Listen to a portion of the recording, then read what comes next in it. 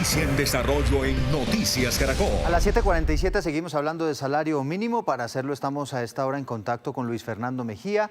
Él es el director de Fedesarrollo. Bienvenido, doctor Mejía, gracias por acompañarnos. Hola Eduardo, ¿qué tal? Muy buenos días, gracias por la invitación. Saludo muy especial a todas las personas conectadas. ¿Qué implicaciones tiene este aumento del 9,54% en la economía en general? Pues mira, una preocupación enorme frente a las consecuencias de un aumento tan grande del salario mínimo. Cuando usted incluye además el aumento que se hizo en el subsidio del transporte, estamos hablando de un aumento del costo de contratación cercano al 11%, en una economía que ya tiene una inflación cercana al 5%, es decir, más del doble de la inflación. Hay dos consecuencias que puede generar esto en materia económica. El primero, incentivará la informalidad, especialmente en las microempresas, que además sostienen buena parte del empleo formal en Colombia. ¿Por qué? Porque no hay mucha capacidad de sostener un aumento del 11% en los costos laborales y eso pues seguramente inducirá hacia la informalidad.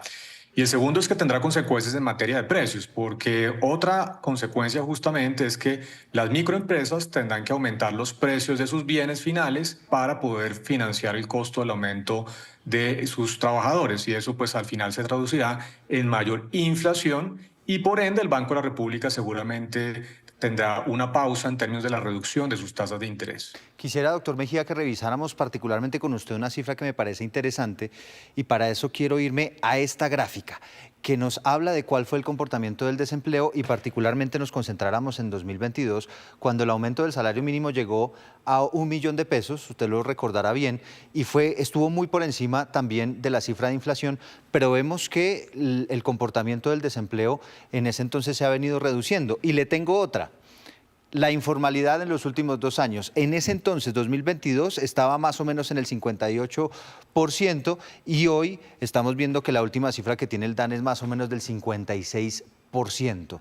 ¿Por qué se dice que aumenta la informalidad y que aumenta el desempleo si lo que vemos es que no necesariamente está pasando, por lo menos en las cifras?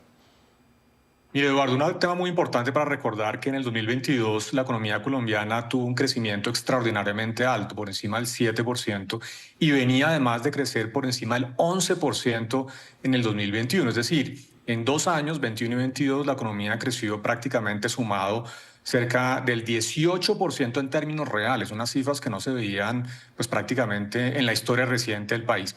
A pesar de un crecimiento del 7%, hoy en día Colombia está creciendo apenas al 1,8% para tener órdenes de magnitud. A pesar de ese crecimiento, ese año, en 2022, usted lo mostraba, la tasa de desempleo superó el 11%.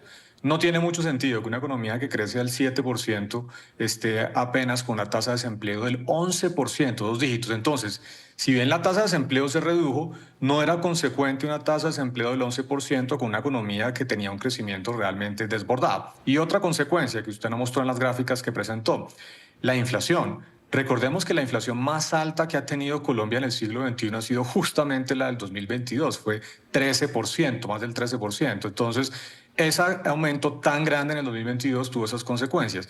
No permitió que la tasa de desempleo se redujera más rápido, deberíamos haber tenido una tasa de desempleo del 9% y por otro lado generó una inflación alta que superó el 13% en ese año.